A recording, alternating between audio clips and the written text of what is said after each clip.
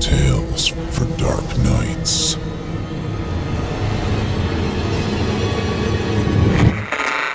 Want to make sure you never miss a Chilling Tales for Dark Nights video again? Be sure to subscribe and hit that bell to turn on notifications.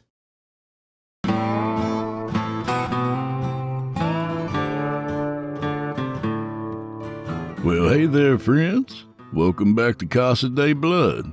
You know, I hope you all think of this as your second home, where you can just pop in your earbuds and come for a visit without spending a cent on gas.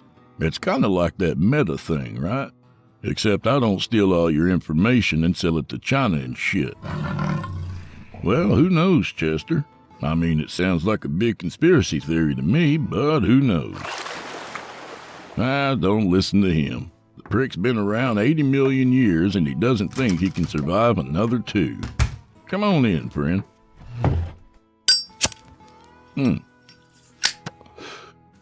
All right. Hey, at least there's no cigarette shortage, right?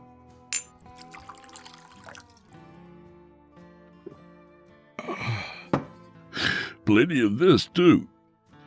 So smoke 'em if you got 'em, and drink those glasses to the bottom, 'cause old Drew Blood has a tale to tell. Oh yeah, fuckers, happy Memorial Day. Y'all be careful out there and stay safe. I need all my listeners to come back next week, because, well, I love you. Alright, there, I've said it. I love you. Now go fuck yourselves. Hey, you guys patrons yet? Well, do yourself a favor and visit simplyscarypodcast.com and click Patrons in the upper menu to join the club. You'll get ad-free versions of this and all our other podcasts, including hundreds of standalone releases from our archives dating back to 2012. I know a bargain when I see one, friends, so make like our buddy Paul and get after it. So tonight we've got a couple of ghostly stories from authors P.D. Williams and Rory Dwane. In this first one, we join a small-town deputy hoping for a nice, easy night cooping in his cruiser. No such luck. So without further delay, from author P.D. Williams, I give you Speak of the Dead.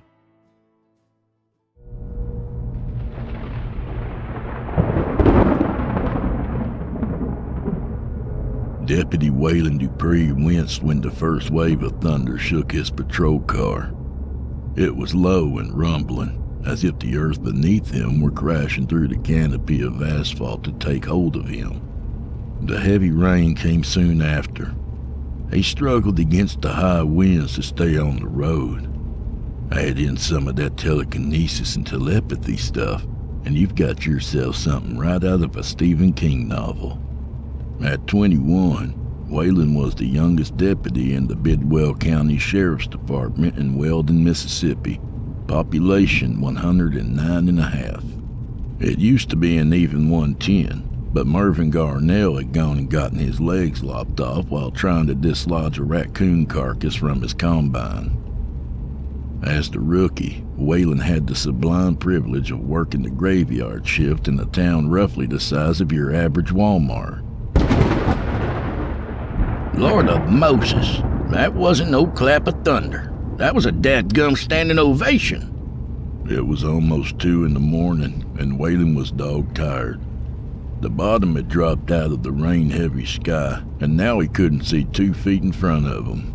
He decided to be sensible about the whole exhaustion/biblical flood thing and find a place to pull over and grab some shut-eye.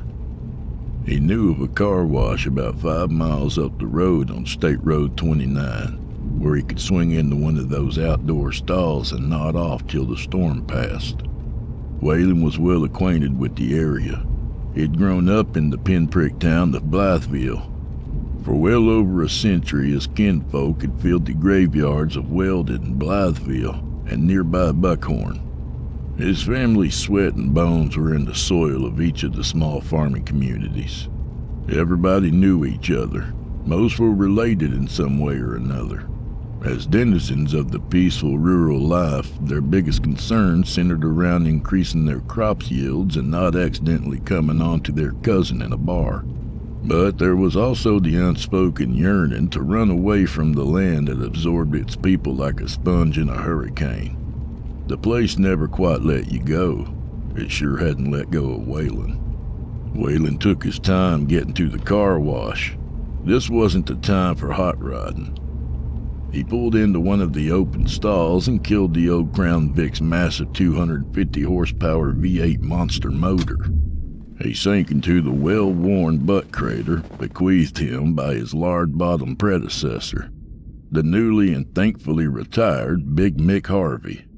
Waylon was just about to cross over into Snoozeville, USA, when the booming voice of Deb from dispatch blared from the radio.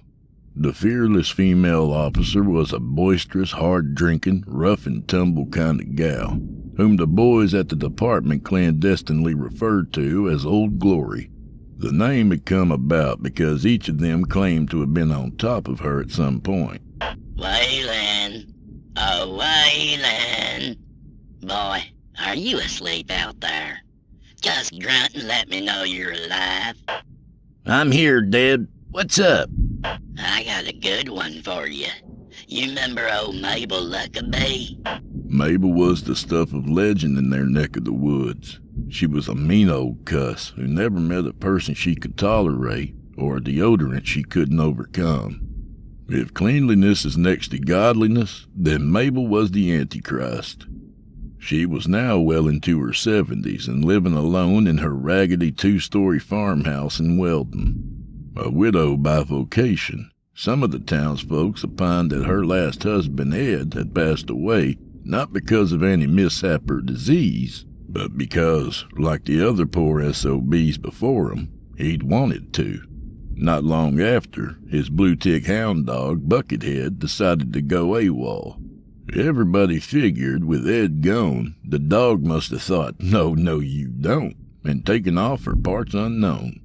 Mabel was an equal opportunity offender. She hated everyone, regardless of race, creed, or species. Her scowling moonscape of a face filled Waylon's mind, making him grimace. What about her? He asked. Did she ugly away or something? Darn woman looks like the love child of Steve Buscemi and Elma the Yak Lady. Don't know yet. I just got a call from Doreen, her nosy night owl neighbor.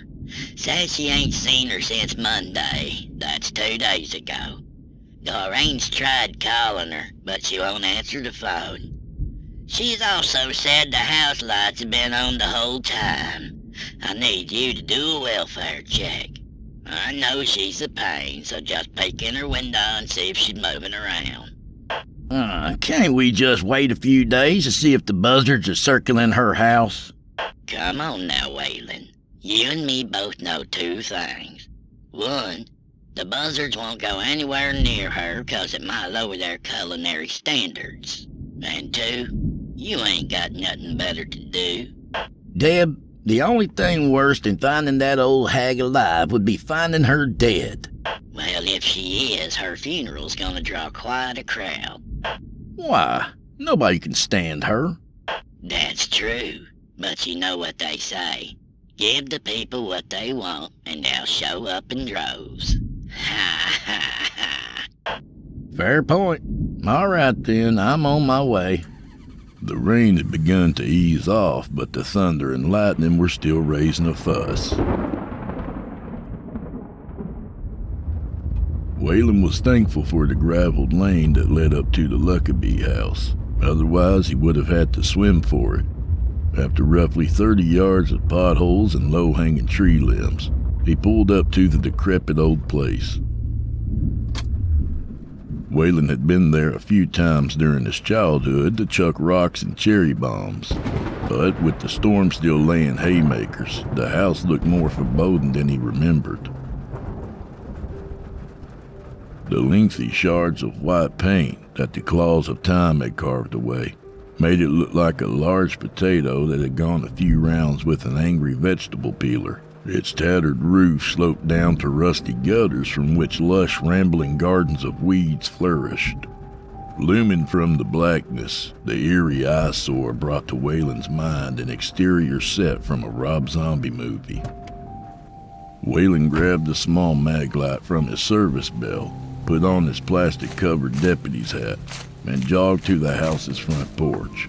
Its weak structural integrity gave him pause. This porch makes me think of Mabel. Old, nasty, and sagging in all the worst places. Whalen looked through the windows but didn't see anyone. He pounded on the door. No one answered, so he banged harder. Mrs. Luckabee! Oh, Mrs. Luckabee! Sheriff's Department! Mrs. Luckabee, you in there? When he failed to get a response, he tried the doorknob. Mabel had left the door unlocked, so he stepped inside.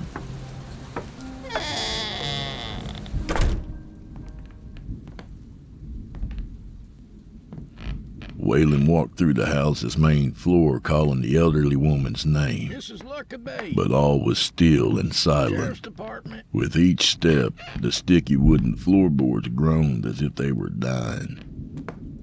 As he went from one disheveled room to another, he was amazed and appalled at the amount of debris that Mabel had hoarded. There were several dozen unopened boxes from QVC, old clothes and magazines, dusty porcelain dolls, and other creepy items that might indicate someone wearing a skin suit was about to come at you with a running chainsaw. Girl, you are seriously messed up. As he ventured further into the cramped house, a nostril-searing stench hit him square in the nose. Whoo-wee! Smells like feet, farts, and Fritos in here. Whalen headed up the stairs to check out what he figured might be a bedroom, a bathroom, and given the vibe of the creepy dump, a possible kill room. When he reached the second-floor landing, he heard a faint sound coming from one of the rooms. Mrs. Luckabee? That you? He followed the noise to one of the rooms and found the door ajar. He pushed it open and saw Mabel lying on her bed. Dressed in a dingy white nightgown, she was propped up on a pillow, staring at a small portable TV located on a dresser near the bed's foot. Oh, hey, Mrs. Luckabee. You probably don't remember me, but I'm Don and Linda Dupree's boy, Whalen. I come by to check on you. You okay? Mabel didn't acknowledge his presence in any way. She just kept staring blankly at the TV as if it had hypnotized her. I'm sorry to bother you, but I need to make sure you're all right. Are you? All right, I mean. Mabel continued to ignore him, so he walked between her and the TV.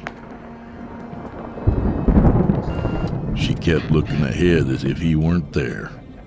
Whalen went to grab hold of her toes and give them a shake, but when he saw the thick curled nails, he poked her foot with the hand-sized maglite instead. Note to self, destroy my flashlight. When she didn't respond, Whalen walked around to the side of the bed. He leaned in close to her and whispered, Mrs. Luckabee? Mrs. Luckabee? He pushed the side of her greasy head with the tip of his maglite, and she keeled over on her side. Judas on a tricycle. Whalen felt for a pulse but found none. Then he heard a faint scratching as Mabel's bottom lip began pulsing outward. He held back his sickness when two large brown cockroaches exited her mouth. After pulling in a few deep breaths to quell his disgust, he pressed the talk button on his shoulder radio. Deb, Whalen here. Pick up. The radio crackled, and Deb's voice filled the room, too loud for Whalen's taste. Sup, Whalen? How's the Wicked Witch of Weldon? Why don't you ask her? She's standing right here. He chuckled at poor Deb's expense. Oh, sorry about that, Mrs. Luckabee. I was just... It's all right, Deb. She can't hear you. She's deader than Kevin Spacey's acting career. Oh, crap. Really? Yep. In fact, you can call her whatever you want. She ain't coming. Well, ain't you nice? Didn't your mama ever tell you never to speak ill of the dead? Though I guess we can make an exception in old Mabel's case. It ain't like she's gonna mind. You know, I don't mean the old gal no disrespect, but the only way I'm gonna be able to squirt a tear during this here tender moment is if I yank out a nose hair. Whatever. Listen, call in a... Waylon bent his head away from the radio's high-pitched whine. Deb, are you there? Wait, where? Cat, get out. Struggling to communicate with Deb, Waylon retreated downstairs in search of a better signal. Deb, can you hear me? He was relieved when she answered. Yeah, I can hear you, but barely. You keep bobbing and weaving on me. Listen, I've already let the sheriff, know about Mabel. I won't repeat what he called her. He's still on his fishing trip, so he won't be there till almost sunup. I also contacted the first responders down in Camford, but they're at least a half hour out. Said that the storm had caused some trees and power line damage, so it may be even longer. Just sit tight until they arrive. In the meantime, I'm gonna need you to secure the scene and keep watch. Keep watch? You mean like in babysitting a dead body till the meat wagon and the sheriff arrive? Listen, Waylon, I know it seems like a big deal when you're new and all, but it'll be okay. Just make sure you don't disturb nothing. The sheriff will take care of the scene. Just go ahead and start your report. Geez, Deb, of all the corpses to be locked in with on a stormy night, I had to draw Mabel Luckabees. A low hum came over the radio. Deb, you there? Silence. Waylon sighed at first, then decided to make light of his predicament. He held the radio's mic up to his face and announced, Well, hey there, all you night owls. You're listening to WAYN, where the hits just keep on coming. Then, like a bad omen, the pounding rain returned with a vengeance. Waylon went back upstairs to check out the rest of the second floor. He was happy to find that the upper floor rooms were not as cluttered and dirty as downstairs. When he finished his exploration, he went into Mabel's room, took out his cell phone, and snapped some pics for his report. Once he got that out of the way, he shut off the TV and headed back downstairs to look for coffee. He was halfway down when he heard a loud click followed by the sound of the TV coming on. What the heck is that all about? Waylon re-entered Mabel's bedroom. The old tube television was on, and Mabel's body was propped up on the pillow again. Waylon was unnerved and confused. Say, wasn't she... He watched the lifeless body for a few seconds. When it didn't move, he turned off the antiquated boob box, then walked to the door. It was on again. Waylon was adhered to the floor, afraid to turn around.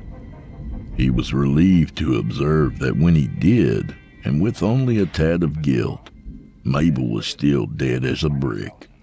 Waylon figured the mystery had a reasonable explanation, so he shifted into seasoned cop mode. He told himself that all he was dealing with was a prehistoric television, plugged into the wall socket of an old rickety house with suspect wiring. Piece of crap television, he thought. Thing's older than Moses' babysitter. Waylon reached behind the TV and yanked its cord from the wall, then glared at the blank screen. Now shut the heck up, or I'm gonna take out my gun and go Scarface on you. Waylon made his way down to the kitchen and began looking through the cracked, faded cabinets for some much-needed Java. It took a lot of searching, but he finally found an ancient jar of freeze-dried coffee. The jar was sticky, the grounds clumped together like a rich, robust hockey puck. Waylon had guessed that someone had likely purchased the brown muck sometime during the Clinton administration. Has it come to this? Do I really need caffeine this bad? Begrudgingly, he accepted that he did. He turned his search toward finding a clean cup, as well as something in which to boil water. He flipped on one of the stove's burners and started digging around. When he saw a relatively clean mug, he lifted it as if he had found the Holy Grail and sang, Ta-da! There was a brilliant flash of lightning, followed by a floor-shaking thunder. Then the power went out. Oh, sweet lady of perpetual nonsense, what now? Wayland thought. Pulling his defiled maglite from his belt, he went looking for the fuse box. He didn't have to look for long. There was one located inside the kitchen's walk-in pantry. Wayland inspected the black briquette that was once the main fuse. Deader than a mean old woman in a farmhouse bedroom, he thought. Dust and dirt trickled down onto Wayland's hat like grimy rain. The sharp noise came from the room directly above him, Mabel's bedroom. His knocking knees betrayed his fear as his breath retreated into his lungs, refusing to come out. On the one hand, he knew it was his duty to go and check on things, but the other hand was telling him to grab the rest of his body and run like a crack-addled gazelle into the raging night. He settled the internal argument by siding with the more sensible hand. Wayland much preferred braving the torrential rain and sitting in his cruiser to staying in what he was rapidly coming to consider the redneck version of Hill House. In addition, he still needed to fill out a report. He was thankful that the paperwork was in the car, thus affording him a plausible case for reasonable cowardice. When Wayland reached the front door, he tried the knob, but it wouldn't turn. Then, as if on cue, a sinister cackle bled through his radio, making his arm hairs stand on end. He began to fear that a powerful supernatural force might be at play. The idea chilled him. Taking a few steps backward, Wayland warned the silent crowd of imaginary gawkers. Stand back, y'all. I'm fixing to make a Wayland-shaped hole in this door. Then an uncomfortable thought hit him. Oh, for the love of Lucy. The guys at the station will never let me forget it if I run like a little girl from a spooky old house. Gotta tap into my inner Chuck Norris and handle this case like one of the big boys. He drew what he could from his shallow puddle of courage and ventured back upstairs to inspect Mabel's bedroom again. When Wayland got there, his first act was to locate the source of the noises. Confusion collided with unease as he observed that nothing, including the recently departed Mabel, had moved. However, the lack of activity only served to make him more nervous. Screw the guys. I'm done with this place. As Wayland was leaving, the bed spring squeaked, followed by the unsettling sounds of somebody scampering away. He turned around and saw that Mabel was literally dead and gone. His skin tingled at the implications. He shined his maglite around the lightless room, praying that the formerly deceased woman wouldn't come running at him from one of the pitch-dark corners. Despite the massive storm bellowing outside, the world fell silent for Wayland. The weight of his dread submerged his entire mind in a cold black pool of fear and disbelief. Where's Steve and Elma? The scratchy voice said. Wayland spun around several times, the flashlight's beam hopping around the room like a bouncing ball of light. Suddenly, bare feet slapped across the wooden floor as the thing rushed into the bedroom closet, slamming the door shut. Mrs. Luckabee, that you? The closet door creaked open halfway, and a shadowy figure crawled out. Its neck made a cracking sound as its head swiveled in Wayland's direction. Glowing yellow eyes peered up at him, numbing his quivering body. He focused a funnel of light on the thing dressed in a nightgown. Mabel's contorted body looked like a pretzel playing a game of Twister. Her breathing was quick and shallow, her frame heaving with every pant. As soon as the light settled on her crinkled face, she squealed and scuttled under the bed. Waylon's twitching hand rested on the butt of his service revolver. With great wariness, he plodded over to Mabel's last known resting place. Why don't you join me down here, Don and Linda's boy? Icy dots spread across Waylon's sweating body like frigid spiders skittering on bare skin. Against his better judgment and basic common sense, Waylon lowered his head toward the floor. Alabaster arms shot out of the mattress and gnarled hands seized him by his hat. Screaming, he twisted his head free of the ghostly grip. Waylon sped from the bedroom and toward the staircase. After a few clumsy steps, his feet flew out from under him, landing him on his backside. Helpless against gravity, he tobogganed down the painful steps, farting loudly with each violent bounce. Finally, his noisy hindquarters found the bottom of the stairs. After pulling himself up, Waylon returned to the locked front door. Grabbing the knob with both hands, he used all his strength to turn it, but his efforts proved fruitless. He pressed the button on his radio. Damn! For the love of the Lord, please answer me! The radio was still dead. His next idea was to try to break out through one of the windows. Waylon ran to the living room and tried opening one, but it wouldn't budge. He pushed up on the next one, same result. Desperate, he grabbed a small coffee table and hurled it against the window. It bounced off the glass like a tennis ball. He was about to use his gun to help improve his luck when a coffee mug went sailing past his head, shattering against the impenetrable window.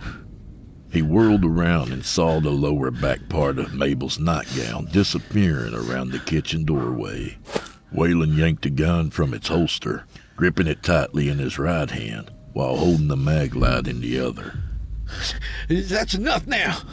This is Deputy Sheriff Waylon Dupree. You better make yourself known. There was a movement in the dining room. He went to investigate. The dust from the many items stacked around the dim room flittered in the bright ray of the flashlight. Waylon's nerves were bouncing around inside him like a pinball. He steered the beam around the room. I hope you all show up in droves. Quitting time! Waylon sprinted to the front door, where he fired every round in his gun directly at the doorknob, only to have them rebound off. His heart was racing as if it were qualifying for the Daytona 500. Let me out of here! Whoever you are, please let me go! I'll jump in my squad car and leave right now! Footsteps emanated from the front sitting room. Waylon heard the crackling sound of a phonograph needle making contact with the vinyl. An old-school swing-style dance number reverberated throughout the downstairs. He recognized the tune as one his grandma listened to whenever she decided to up the dosage of what she called her happy time nerve medicine. It was an old Judy Garland song from the 1960s called Come On, Get Happy. Soon, Judy's voice chimed in with a bouncy beat. Forget your troubles, come on, get happy. You better chase all your cares away.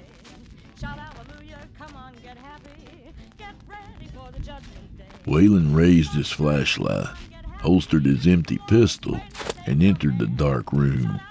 His body became one large icicle.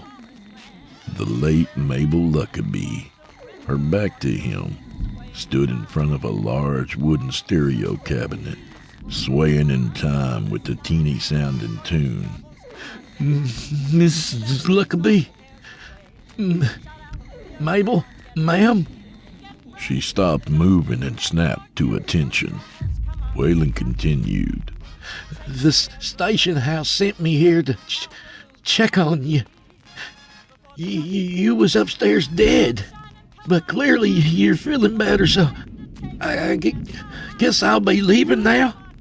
Waylon watched slack-jawed and bug-eyed as the moving corpse levitated and spun around to face him. He aimed a flashlight at the hag, accentuating her face's pallor. Her yellow eyes blazed with raw hatred. His mind was yelling at him to escape, but his body refused to cooperate. He struggled to work up enough spit to speak. Miss Luckabee, I just want to leave and...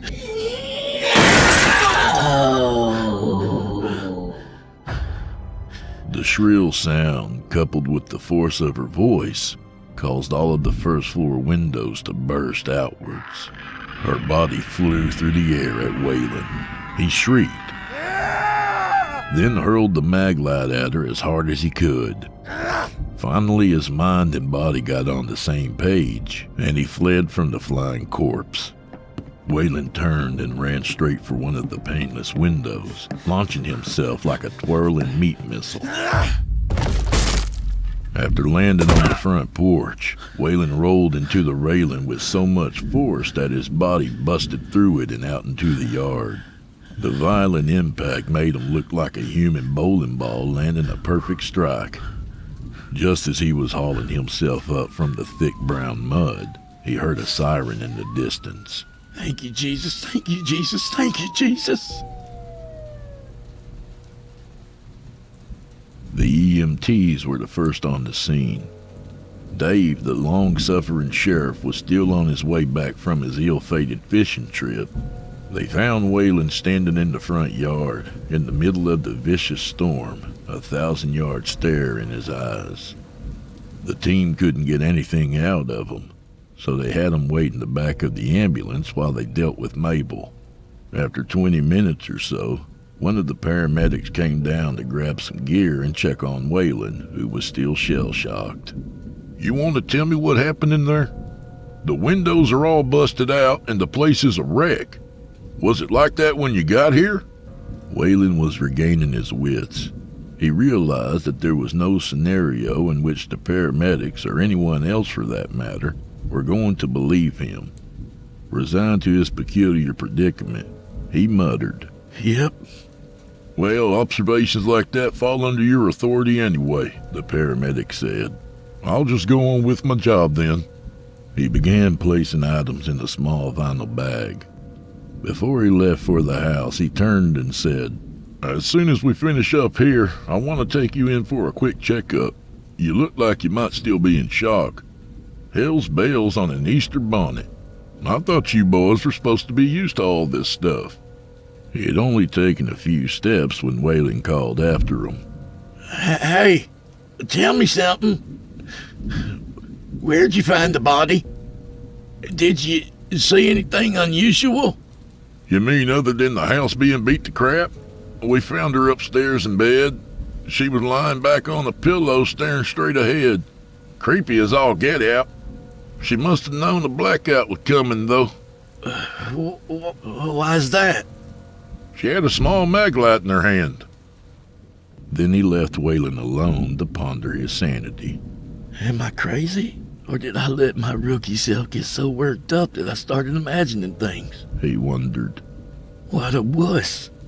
Waylon had nearly talked himself down off the 50th floor ledge of the crazy building when the radio in the front cab of the ambulance turned itself on. The sound of Julie Garland's mellifluous voice pushed Waylon off the side of his mental skyscraper as she crooned. Forget your troubles, come on, get happy. You better chase all your cares away. Shout hallelujah, come on, get happy. Get ready for the judgment day.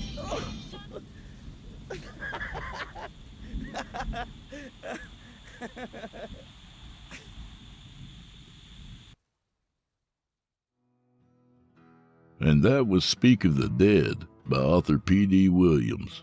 A good reminder that there's no damn privacy anymore. Every little innocent joke you crack, there's some nosy Nelly listening in just waiting to be outraged. P.D. Williams is an author, composer, and multi-instrumentalist. His short horror fiction stories have appeared in several popular book series, e-zines, and podcasts. The author took up writing to earn extra money after a couple of bad investments, heat-seeking lawn darts and hot and spicy children's vitamins. He also writes in memory of an older brother who died while flying a night mission during World War II. He was a much, much, much older brother. You're invited to visit pdwilliamsauthor.com for more info on the author, along with some free stories. Thanks, PD. I've got a public service announcement for all our ctfdn people. Adam Howell's got a great new book out called One Tough Bastard, and it's a hell of a read. Even better of a listen, narrated by the elusive Jason Hill. Get yourself 10 more hours of Jason and check it out. You won't be disappointed. That's One Tough Bastard on audible.com. For our next story of the evening, we join an NYC bus driver making his rounds through eternity. From author Rory Dwane, I give you The Quaker.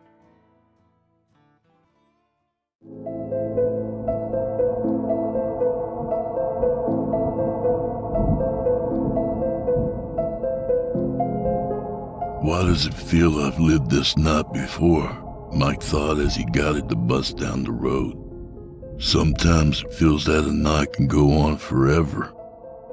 Even as the new day dawns, you find your mind slip back into the twilight.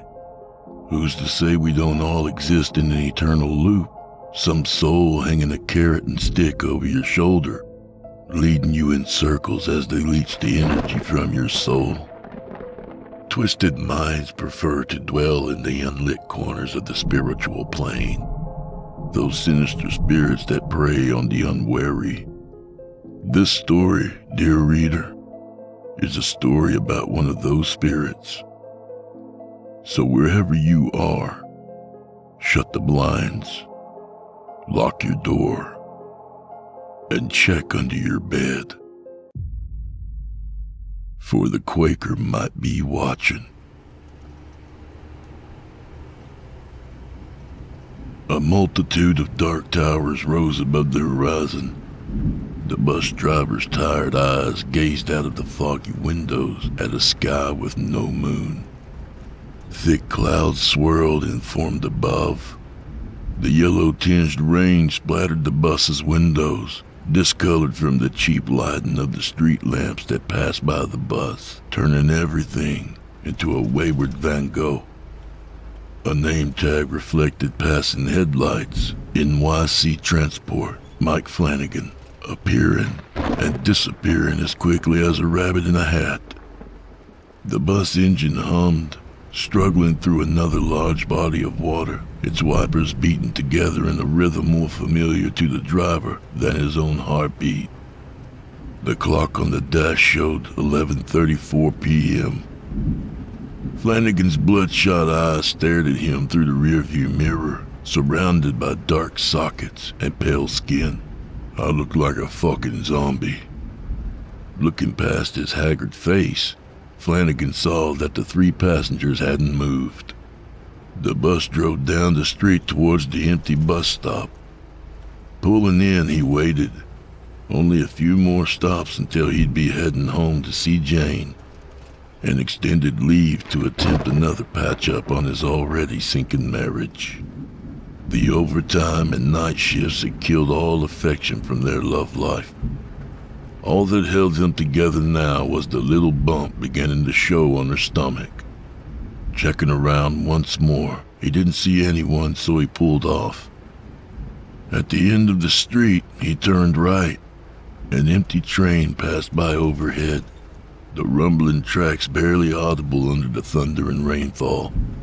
The Weather Channel said the storm was going to be here for another day. Damn storms, he mumbled to himself. Always getting in the way of everything. Just one more night, Jane, please. Hello? The young man at the back of the bus answered loudly. I can't hear you, Mom. What? Mom, Why are you crying? Stop crying, please. He went silent and then hung up the flip phone and stuck it in his pocket. The color had drained from his face. The young man stared out the window, looking up at the lightning spiking through the gloomy atmosphere. Flanagan eyed him for another minute through the mirror, at the others who were docile and gazing at nothing. The old woman on the left hadn't spoken since getting on, and the little girl was still blowing bubbles with her chewing gum. It was funny now that he thought about it, because he couldn't remember where any of them had gotten on. Pulling into a bus stop, he waited, and was about to pull back off when a heavy thumping sounded on the bus's door. A black figure silhouetted from the headlamp's face was barely discernible under the large-brimmed hat he wore. "What you waiting for, an invitation?" said Flanagan. The figure remained motionless. Flanagan leaned over and pulled out the torch he kept under the dash for emergencies. He switched it on and pointed it down towards the door. The man was dressed in all black clothing. Flanagan thought he looked a bit like one of those religious farmers. Quakers, they were called. "Are you getting on or what? I haven't got all night," said Flanagan. "Do you believe in destiny, Michael?" The Quaker spoke softly. He should have been washed out beneath the wrath of the storm, deafened by the thunder, but every word was crisp and cold as ice. "What'd you say?" Flanagan called back.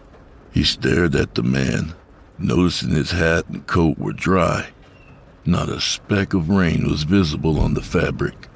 "Our kind has to stick together, Michael. You just watch that tunnel now. A man can get trapped in there." The man's head turned a fraction too fast, like some glitch. "Who are you talking to?" A quiet voice asked from behind him. "Jesus Christ," Flanagan said, jumping up from his seat to see the little girl standing behind him. There was an odd expression on her face. "What do you think I'm talking to? Him?" He pointed the torch back down to the doorway. Rain fell in through the open door. The floor was covered with water. The man was gone. Flanagan jumped down the steps and pointed the torch around outside, looking for any sign of the strange man. "There was nobody there."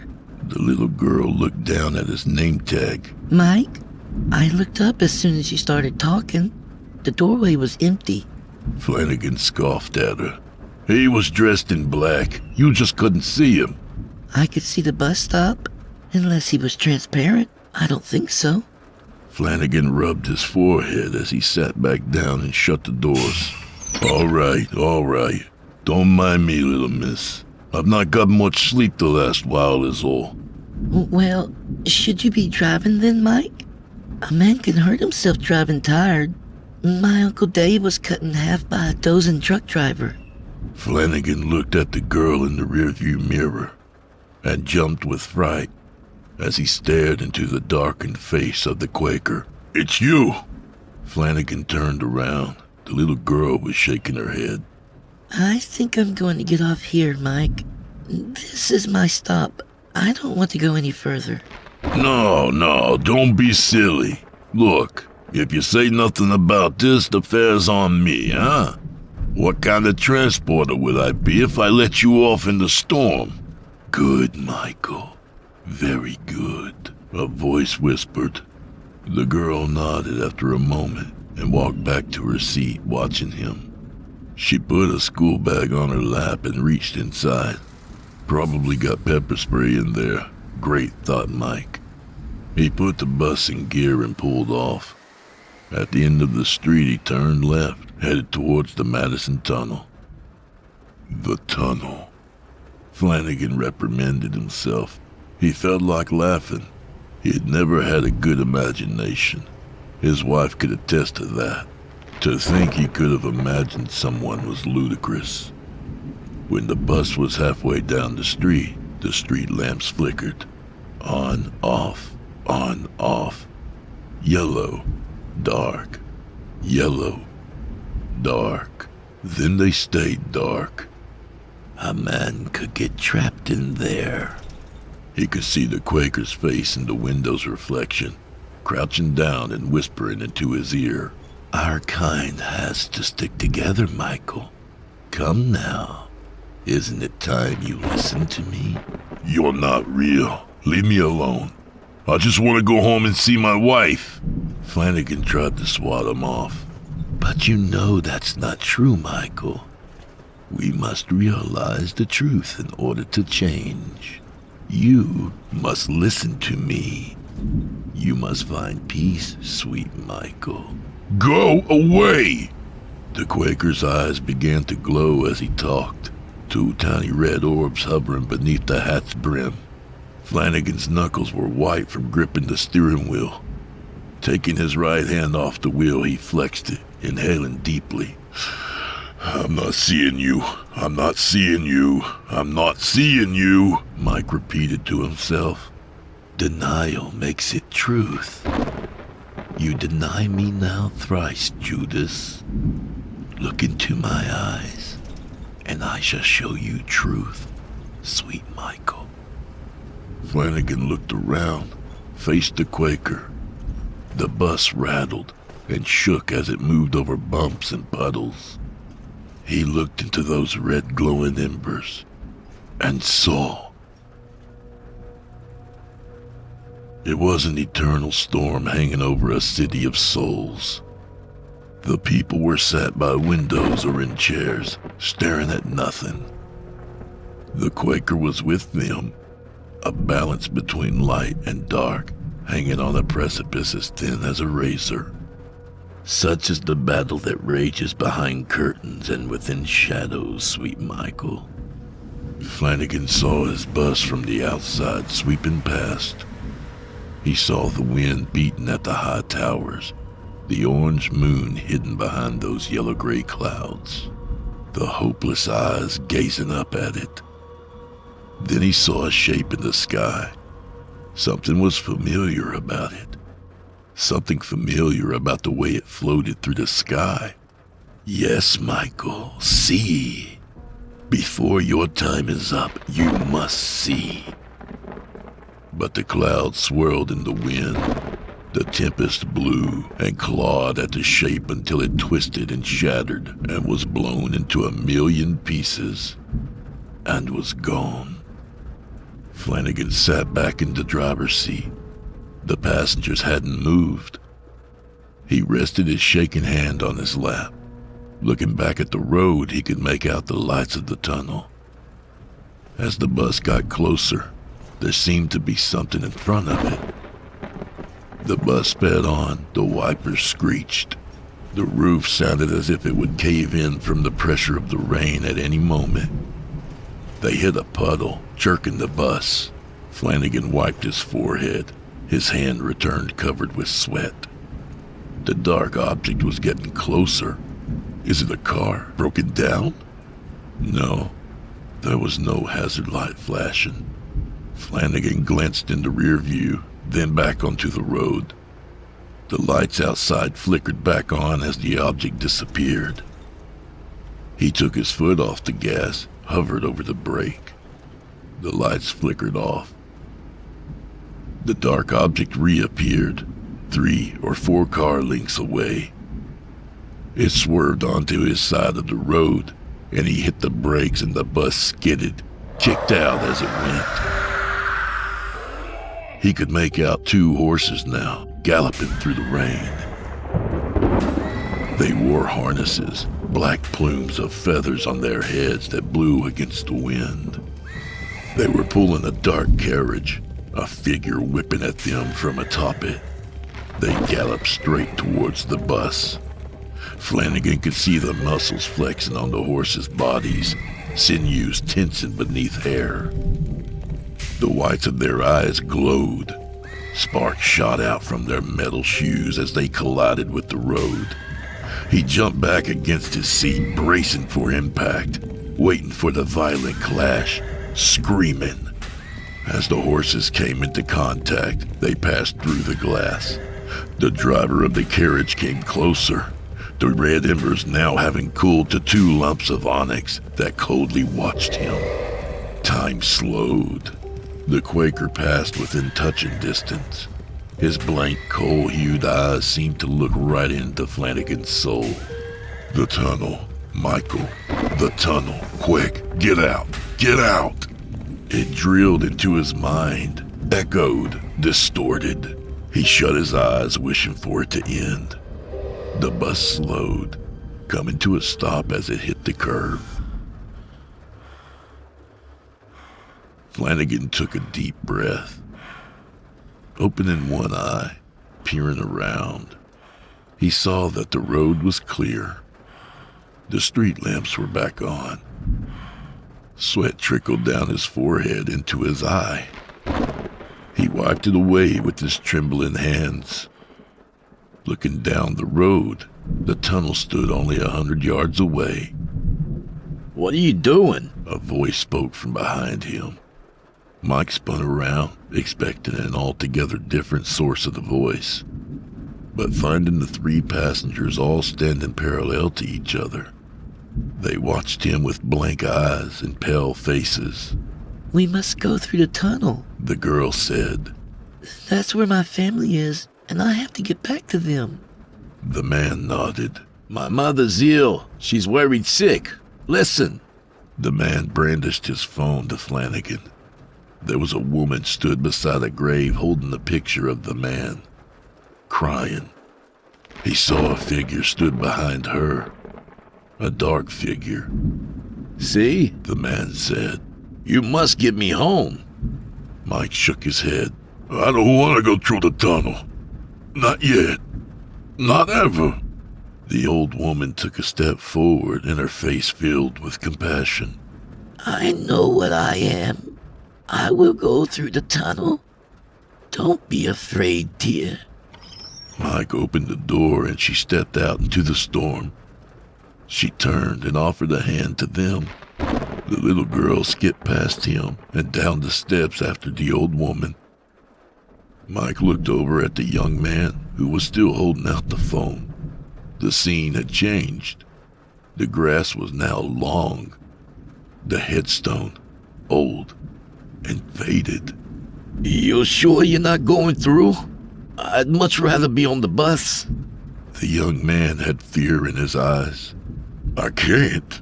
My wife. We're having a baby. It's going to work. I know it is. Mike saw the young man nod, then fold his phone and slip it into his pocket. Well then, thanks for bringing me this far, I guess. He walked past Mike and got off the bus, running across the intersection after the old woman and the little girl. The rain had eased off and a thick curtain of fog rolled across the ground, swirling after them in their wake. Mike sat down and shut the door and watched them all disappear into the tunnel.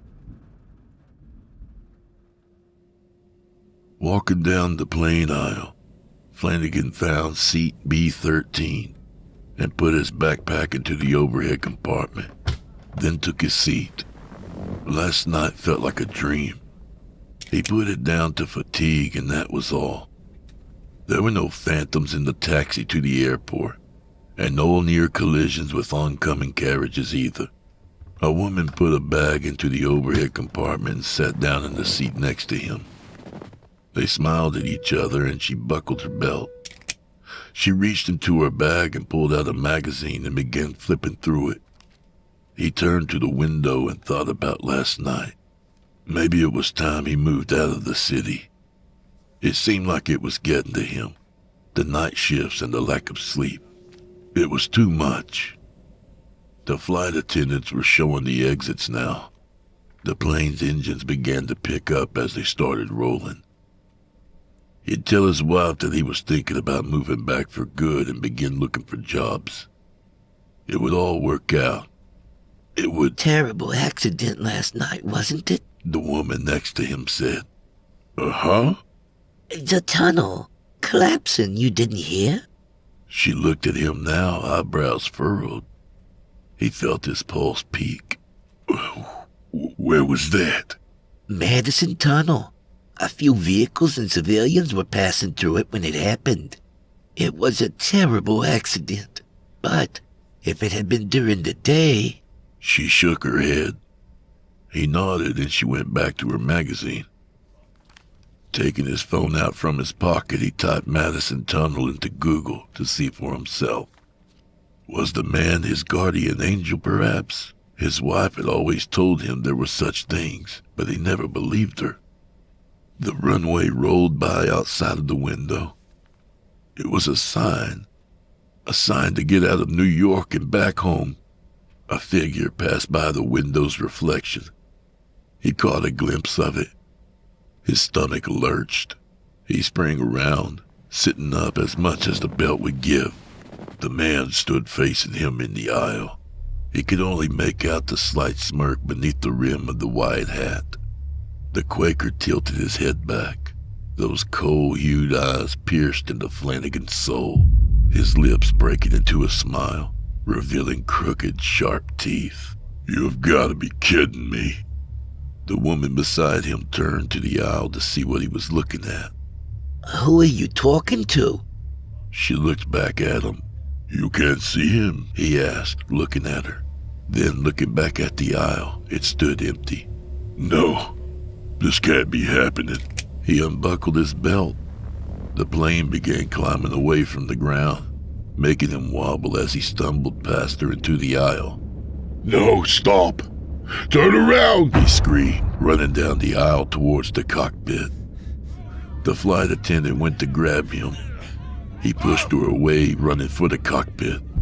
A large man in front of him stood up. Hands grabbed him from behind. He felt the pressure in his head as someone held him in a chokehold. His vision began to swim. Flanagan could barely make out the black shape further back down the plane.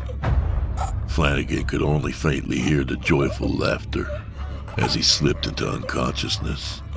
His last thoughts were of that laugh, how it seemed to taunt him, how it seemed to float from somewhere a million miles away.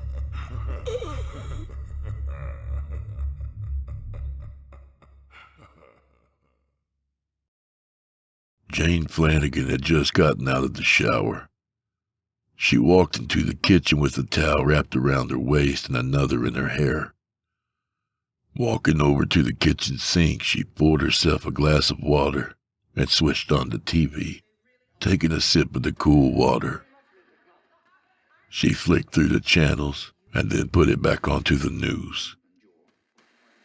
"We've just received some breaking news. Flight 32A4 crashed after takeoff." The news reporter on the screen stated. Michael? Jane whispered as the glass slipped from her grip, and it hit the floor, smashing. "Why does it feel I've lived through this night before?" Mike thought, as he guided the bus down through the darkened street. He looked back in the rearview mirror at the 3 quiet passengers on the bus. The bus traveled down the street and into the dark surroundings, disappearing into the mist. Sometimes it seems that a night can go on forever. Even as the new day dawns, you find your mind slip back into the twilight. Who's to say we don't all exist in an eternal loop? Some soul hanging a carrot and stick over your shoulder, leading you in circles as they leech the energy from your soul. Twisted minds prefer to dwell in the unlit corners of the spiritual plane. Sinister spirits prey on the unwary. And this story, dear reader, is a story about one of those spirits. So wherever you are, close the blinds, lock the door, and check under your bed. For the Quaker might be watching.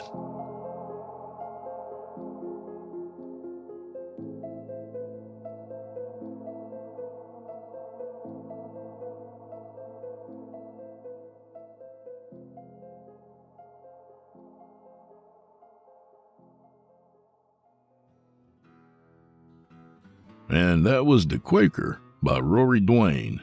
Sometimes it does feel like you're living in a loop, doesn't it? Like every day's interchangeable with the next. Eerie. Well, no more oatmeal for me. I'm switching to grits. Rory C.J. Dwane is a writer and artist who lives in the Midlands of Ireland. Lucky bastard. He's currently querying his first novel, Tale of a Blackbird, and writing the sequel. He has a number of short stories published in various online literary magazines and the Owl Hackathon No. 4, and self-published 4 books. When he's not writing, he enjoys reading, music, and dragging his family through the woods. No, not in that way. You can check out his website at rorydwaneart.wordpress.com. Thanks very much, Rory. I'm sorry, I couldn't resist. We appreciate you, Rory. Hey, do me a favor, would you? Subscribe to this podcast wherever you do your listening, and leave me a 5-star review and maybe a kind word there, even if you're listening on YouTube. I need soldiers on all fronts to win this battle, and I appreciate it. To hear a premium ad-free edition of tonight's and all our other episodes, visit simplyscarypodcast.com today and click the Patrons link in the menu at the top of your screen. You'll find yourself at chillintalesfordarknights.com, where you can become a patron for as little as $5 per month and get access to our entire audio archive dating back to 2012, including past episodes of this program, all our other shows, and hundreds of standalone releases, all of them ad-free and available to download or stream. Thank you for your time and for supporting our sponsors. When you support our sponsors, you support this show. If you happen to use Facebook, Twitter, Instagram, or YouTube, you can follow and subscribe to Chillin' Tales for Dark Nights there, where you'll get all our latest updates and new releases, and have the chance to interact with us each and every week. You'll find me personally on Facebook, Twitter, and Instagram. Stop on by, would you? And don't forget those submissions. If you've got a story or two you'd like to be featured on this show, send it to drewbloodhorror@gmail.com. If selected, you'll get the full treatment.